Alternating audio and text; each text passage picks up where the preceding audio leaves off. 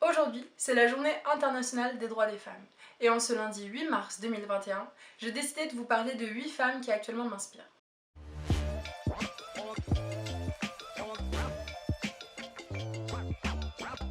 Du coup, mon choix s'est porté sur 8 femmes, j'aurais pu en prendre évidemment bien plus. Je trouvais juste ça cool en cette journée de mettre l'accent sur leur travail, sur ce qu'elles ont pu faire de leur vie. Il y a des femmes de tous âges, de tous les milieux, donc voilà, j'espère que cette vidéo vous plaira. Donc la première femme que je vais vous présenter, c'est Serena Williams. Alors tout le monde la connaît, je pense, c'est une joueuse de tennis de nationalité américaine. Moi qui suis une femme sportive et qui me bats à ma petite échelle pour l'égalité de la reconnaissance entre le sport masculin et le sport féminin, je pense que si on me demande comme ça, instinctivement, de citer un sportif ou une sportive que j'admire, eh ben je pense que je sortirais instinctivement un homme. Alors que c'est tellement dommage, Serena Williams c'est vraiment une sportive qui domine sa discipline depuis des années, parce qu'il faut dire que quand même actuellement elle a 39 ans, elle fait toujours du tennis au plus haut niveau possible, elle a quand même 39 titres de Grand Chelem à son actif, dont 7 Open d'Australie, 3 Roland Garros, 7 Wimbledon, 6 US Open en simple, et évidemment elle en a aussi en double, 4 Open d'Australie, 2 Roland Garros, 6 Wimbledon et 3 US Open. C'est la sportive la plus titrée en simple dans les tournois du Grand Chelem. Et en plus de sa carrière sportive, elle a lancé en 2018 sa marque de vêtements qui s'appelle Serena, je vous mettrai le lien de son site en barre d'infos. Et vous pouvez aller voir, franchement il y a pas mal d'articles sympas. En tout cas, je pense que c'est très intéressant de mettre en avant les sportives de haut niveau. Il y a pas longtemps, il y a eu une polémique lors d'un de ses matchs de tennis. Elle a d'abord été suspectée de se faire coacher via les tribunes par un homme. En plus de ça, elle a cassé sa raquette. En fait, elle a sorti une réflexion à l'arbitre. Je crois qu'elle lui a dit que c'était un voleur. Du coup, elle a été pénalisée d'un jeu. C'est vrai qu'au tennis, du coup, c'est une grosse pénalité. Et en fait, elle a juste dit, mais non, c'est pas possible. Vu ce que les tennisman se permettent de faire, se permettent de dire sur des cours de tennis, on peut pas, moi, me pénaliser à ce point alors que j'ai juste fait un petit truc quoi. Et voilà, je pense que c'est juste intéressant quand on parle de sportifs et de sportifs de haut niveau, de mettre en avant des sportifs de haut niveau parce qu'il y en a beaucoup. Et en plus de ça, si Serena Williams était un homme, je pense qu'on en entendrait bien plus parler dans la presse et tout ça. La deuxième personne dont j'aimerais vous parler, c'est Maud Bettina Marie. Du coup, c'est une femme qui vient du Nord-Pas-de-Calais, elle est comédienne et scénariste et elle a 2 chaînes YouTube. Donc sa première, c'est sa chaîne perso, sur laquelle elle va parler de beaucoup de choses de la vie quotidienne, toujours dans une bienveillance hors norme. Elle aborde beaucoup de sujets, comme l'endométriose par exemple, parce qu'elle en souffre. Elle parle aussi de ses angoisses, des relations avec les gens qui l'entourent, du rôle de parent. Et ce qui est trop bien, c'est qu'elle arrive toujours à le faire sur le ton de l'humour. Elle a fait il y a pas longtemps une vidéo qui s'appelle le home tour le plus nul du monde, et enfin, c'est un vrai home tour. Ça veut dire qu'il y a des choses sur la table, ça veut dire que c'est pas rangé, ça veut dire que c'est pas une vie de ouf de youtubeuse ou bien d'instagrammeuse qui reçoit des colis H24 et qui a une penderie hors norme. Et du coup c'est cool parce qu'elle est très naturelle et elle nous montre du vrai. Elle a également une deuxième chaîne YouTube qui s'appelle Parlons peu mais parlons avec Juliette Tressamini. Avant cette chaîne elle s'appelait Parlons peu parlons cul, peut-être que vous la connaissez sous ce nom là.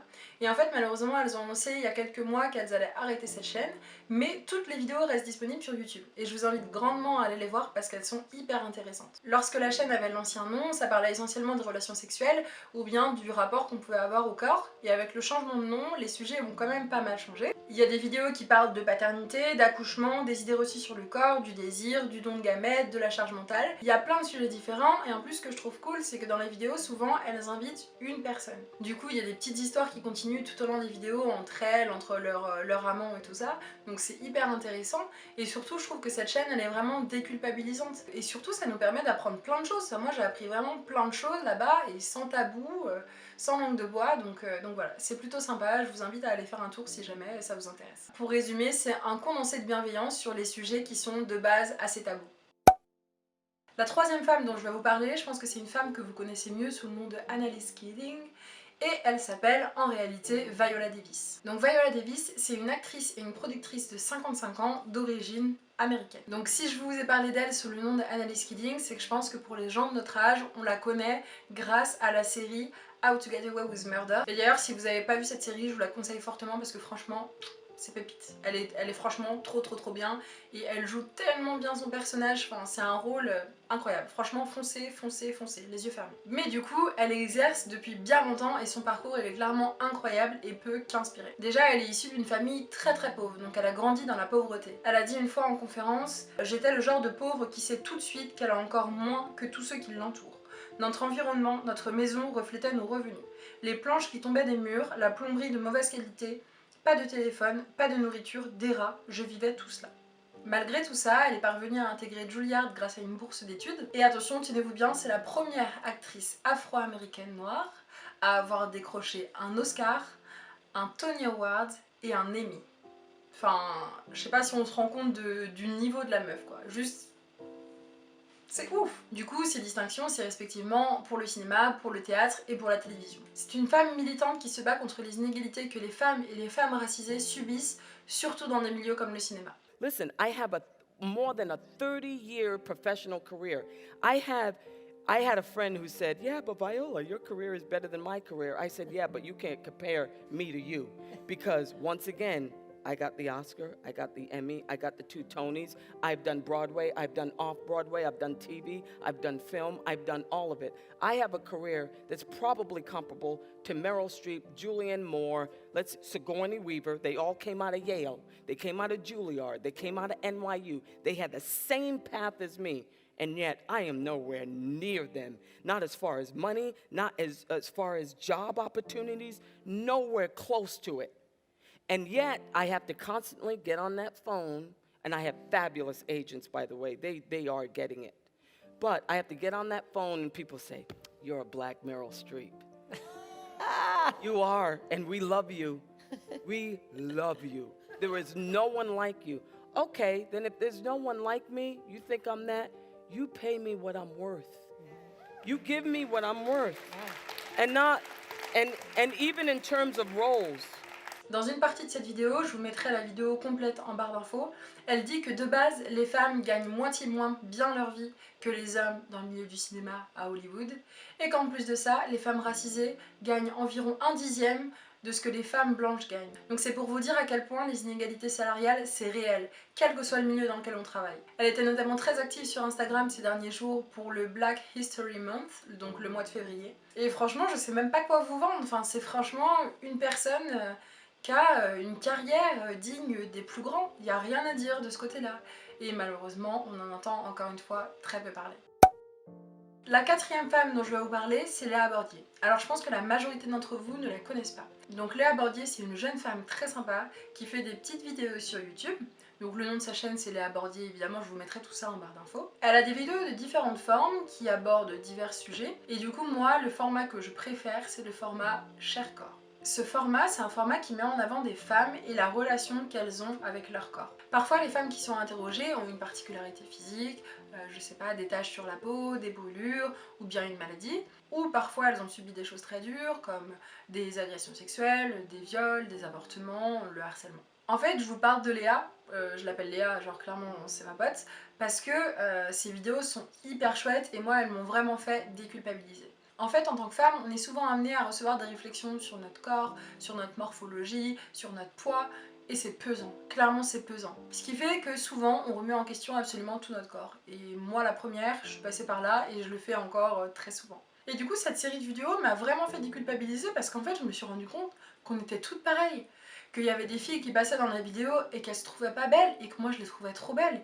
Et que ces filles-là, c'était des meufs qui me ressemblaient, des meufs qui ressemblaient à tout le monde, des meufs auxquelles on peut s'identifier parce que c'est des meufs entre guillemets lambda, c'est des meufs de la vraie vie. C'est pas les meufs qu'on peut voir sur les réseaux sociaux ou quoi que ce soit. Et je trouve ça trop intéressant parce qu'en fait, dans toutes ces vidéos, Léa, elle intervient pratiquement jamais. Juste parfois, on entend le son de sa voix et tout ça. Mais sinon, c'est vraiment champ libre aux personnes qui sont interviewées et elles peuvent parler de ce qu'elles veulent. Et je trouve ça fort en fait de parvenir à mettre des dialogues et à mettre des femmes en avant juste en leur donnant la parole et en intervenant quasiment jamais. Et évidemment, il y a le montage et elles doivent sûrement échanger sur plein de choses qu'on ne peut pas voir dans les vidéos. Et les femmes qui sont interviewées, c'est quand même des meufs assez woke sur le sujet des standards de beauté, du fait qu'on vit dans une société patriarcale et tout ça. Mais il y a pas longtemps, il y a un épisode qui est sorti et juste une meuf, elle parlait du fait de pas s'épiler et elle explique tout son cheminement pour parvenir à pas s'épiler et que parfois juste elle a envie de s'épiler et c'est ok en fait. En gros, je vous invite très clairement à aller la suivre sur YouTube parce que c'est une chouette nana et elle fait vraiment du bon travail. La 5e femme que je vais vous présenter, c'est Jamela Jamil. C'est une actrice, présentatrice et podcasteuse de 35 ans d'origine britannique et vous la connaissez sûrement grâce à son rôle dans The Good Place. Elle est née à Londres d'un père indien et d'une mère pakistanaise et ça a son rôle à jouer puisque c'est clairement une militante antiraciste. Elle est très active et très engagée sur sa page perso Instagram, notamment pour diverses causes comme la communauté LGBTQI+. Elle a d'ailleurs fait son coming out de queer, ou bien pour les luttes contre le racisme. Elle a une deuxième page qui s'appelle Highway et je vous invite vivement à la suivre parce que c'est une page qui lutte contre les dictats de la société sur l'apparence physique. Elle y aborde la relation qu'on peut avoir avec la nourriture ou avec notre poids. Elle a été longtemps anorexique donc elle sait parfaitement de quoi elle parle. Et ce que je trouve bien c'est qu'elle n'hésite pas à interpeller d'autres célébrités par exemple en leur disant d'arrêter de promouvoir des gélules minceurs ou bien des gaines amincissantes et que ça contribue très clairement au standard de beauté et que ça a un réel impact sur les jeunes ou sur les adolescents et même sur les personnes adultes. Ça peut créer des troubles du comportement alimentaire et tout ça. Donc je trouve ça intéressant qu'elle soit vraiment engagée. Et en fait j'ai appris en faisant des recherches à son sujet que pendant son enfance elle avait longtemps été partiellement sourde. Elle avait lancé en 2015 un organisme qui s'appelle Why Not People, permettant l'accès à des événements de divertissement aux personnes en situation de handicap. Et je trouve que c'est une femme inspirante, déjà de par son travail, parce que c'est une femme vraiment talentueuse, et en fait je trouve que c'est super parce que c'est une femme qui milite, et pour elle, et pour les autres, et pour les gens de sa communauté. Donc voilà, si vous ne la connaissiez pas, je vous invite à aller en découvrir un peu plus. La sixième femme dont je vais vous parler, c'est Camille Aumont-Carnel, aka Je m'emballe clito. Donc là, je pense, et j'espère d'ailleurs, que toutes les personnes qui ont Instagram suivent le compte Je m'emballe clito. Camille, c'est une blogueuse et autrice de 24 ans qui est nigérienne et qui a créé en octobre 2018 Je m'emballe clito. Actuellement, ce compte-là a quand même plus de 700 000 abonnés. Sur ce compte, elle parle clairement d'un sujet tabou dans notre société, le sexe. Elle parle de plein de choses. Elle parle d'endométriose, malheureusement parce qu'elle souffre de cette maladie, mais elle parle aussi de libido, de perte blanche, d'opposition sexuelle, de relations sexuelles, de tout ce que vous voudrez concernant le sexe. Là par exemple, je suis arrivée sur sa page Instagram et il y a un post qui dit « Rappelez-vous, le bruit que je fais au lit n'est pas proportionnel au pied que je prends ». Et c'est hyper intéressant parce que le sexe c'est un sujet très tabou, mais on est très peu éduqué à ce sujet.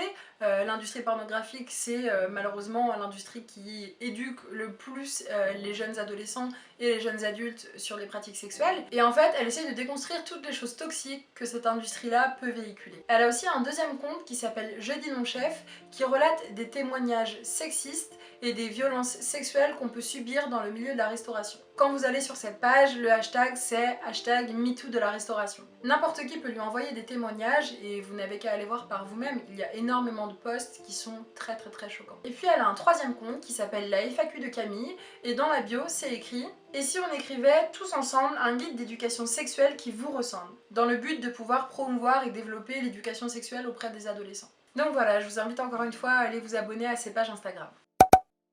Les deux dernières femmes que je vais vous présenter, elles sont liées parce que c'est Grace Lee et Rokhaya Diallo. Grace Lee, c'est une blogueuse, écrivaine, podcasteuse et réalisatrice. Elle est franco-chinoise. En 2011, elle a créé son blog qui s'appelle La Petite Banane. Puis elle a sorti une web-série intitulée Ça reste entre nous. Et enfin, elle a sorti un livre qui s'appelle Jeune fille modèle. Elle dénonce le racisme que subissent les personnes asiatiques et malheureusement le racisme anti-asiatique c'est souvent un racisme qui est un peu oublié dans les luttes antiracistes. Il est composé d'énormément de racisme ordinaire et du racisme soi-disant bienveillant, comme quoi les personnes asiatiques seraient des personnes agréables, seraient des personnes arrangeantes, ce seraient aussi des personnes qui possèdent beaucoup d'argent en liquide sur elles-mêmes. Elle parle aussi de l'exotisation, de l'objectification, du fétichisme et de l'hypersexualisation que les jeunes femmes asiatiques subissent. Et la dernière femme dont je voulais vous parler, c'est Rokhaya Diallo. Rokhaya Diallo, c'est une écrivaine, journaliste, réalisatrice et podcasteuse. Elle est française de parents sénégalais et gambiens. Elle a étudié le droit, puis le marketing, puis la distribution dans l'audiovisuel. En 2006, elle a cofondé l'association Les Indivisibles. Ce nom-là a été trouvé grâce à l'article 1er de la Constitution française. La France est une république indivisible, laïque, démocratique et sociale. Elle fait plein de choses, elle a écrit un livre qui s'appelle Ne reste pas à ta place, puis elle a sorti une BD il y a pas si longtemps qui s'appelle M'explique pas la vie. Elle a aussi réalisé un film intitulé Où sont les noirs. Elle est depuis longtemps chroniqueuse sur RTL, elle est aussi animatrice de l'émission Fresh Culture sur Le Move. Et en plus de ça, quand même, elle écrit des tribunes pour la presse internationale, pour The Guardian ou The Washington Post par exemple. Je pense que vous êtes nombreux à la connaître, c'est une militante antiraciste et afroféministe. Mais évidemment, ce n'est pas son métier. Elle est toujours au milieu de plein de controverses et je sais même pas d'où elle tire sa force pour avoir le courage et l'envie de toujours se lever et d'affronter souvent des hommes, blancs quand même beaucoup, mais des personnes qui vont toujours remettre en question sa légitimité, toujours remettre en question ses connaissances, toujours lui expliquer qu'en fait elle doit des choses à la France, alors qu'elle a grandi ici, qu'elle a vécu ici, enfin... Je sais pas comment elle... Je sais même pas comment elle fait. Si j'ai voulu terminer cette vidéo en parlant de Grace Lee et de Rokhaya Diallo, c'est parce qu'elles tiennent toutes les deux un podcast qui s'appelle Kiffe ta race et qui est de loin et de très loin, je pense, mon podcast préféré. Bonjour Okaya. Bonjour Grace. Bienvenue dans ce nouvel épisode de Kiffe ta race, le podcast qui saute à pieds joints dans les questions raciales. J'aime beaucoup ce podcast déjà parce que évidemment il me concerne, mais aussi parce qu'il est accessible. En fait, souvent quand je parle de racisme et de lutte antiraciste par exemple sur mes réseaux sociaux, on me dit oui mais Justine, est-ce que tu peux m'expliquer si j'ai pas bien compris ça? Alors oui, je peux t'expliquer, mais je ne me dois pas de le faire. Et en fait, je pense que c'est hyper intéressant d'aller chercher et d'aller piocher dans toutes les ressources possibles et inimaginables les informations qu'on souhaite avoir. Et là, typiquement, ce podcast, c'est un podcast que je vous conseille pour ça. Parce qu'il est vraiment accessible et parce que vous obtiendrez plein de réponses. En plus de ça, elles ont toujours des invités. Et la première question qu'elles posent à l'invité, c'est comment est-ce que vous vous définissez d'un point de vue de la race? Alors, encore une fois, j'ai dit le mot race, c'est pas un gros mot. On parle pas de la race d'un point de vue biologique et scientifique. On parle de la race d'un point de vue social. Les blancs, les asiatiques, les arabes, les noirs, etc. Rokhaya se définit comme une femme noire et Grace se définit comme une femme asiatique et à chaque fois on voit comment les personnes qui sont interrogées dans ce podcast se définissent. Et je sais que je trouve que c'est un exercice hyper intéressant. Si vous par exemple vous vous posez la question comment est-ce que moi je me définis d'un point de vue racial, je pense que si vous êtes blanc, alors cette question s'est probablement jamais posée dans votre vie. Alors que pourtant vous êtes défini socialement sur le plan racial, même si vous faites partie de la norme et de la race entre guillemets majoritaire. Et en fait je me suis rendu compte que sur tous les écrits que j'ai pu rendre durant ma scolarité, souvent ce que je faisais quand on devait parler de soi, c'était je m'appelle Justine, je suis noire, et après j'ai 15 ans, je fais du basket, nani nanana. Le fait d'être noire, c'était l'une de mes caractéristiques principales. Et en fait, c'était compréhensible, parce que c'était ce qui me différenciait de tout ce qui m'entourait. Mais ça veut quand même dire quelque chose. Ça veut quand même dire que je ne serai jamais une personne qui n'a pas à se définir sur le plan racial. Je trouve que ce podcast est vraiment intéressant, et en plus de ça, ça ne parle pas que de l'expérience d'une femme noire et d'une femme asiatique, ça parle de plein d'autres choses. Il y a pas longtemps, j'ai écouté l'un des derniers podcasts qui traite de l'islamophobie, et c'est hyper intéressant pour moi qui suis chrétienne, je trouve que c'est trop intéressant de voir ce que les personnes pensent, ce que les personnes subissent, et de se rendre compte que tout ça c'est la réalité en fait. En fait, si j'avais l'occasion de dire une seule chose à ces 8 personnes dont je vous ai parlé, c'est merci. Juste merci en fait. De montrer aux jeunes filles que c'est possible, qu'elles ont raison d'y croire, que ça va être dur et que c'est la réalité, ça va vraiment être dur, mais qu'il faut s'accrocher. Et moi aussi, j'espère qu'un jour je pourrai inspirer des gens, des jeunes filles, leur montrer que c'est possible, leur montrer qu'elles doivent se battre parce qu'elles le méritent et leur montrer qu'elles ont la force d'y arriver. Mais je pense que c'était important de rappeler l'utilité de cette vidéo. On veut pas des chocolats, on veut pas des fleurs, on veut des droits et rien d'autre. Fêter les victoires et les acquis, faire entendre les revendications, améliorer la situation des femmes. C'est ça qu'on veut aujourd'hui. On veut la fin de ce système qui fait qu'il est encore utile et nécessaire aujourd'hui, en 2021, d'avoir une journée des droits des femmes. On se retrouve très vite pour une prochaine vidéo.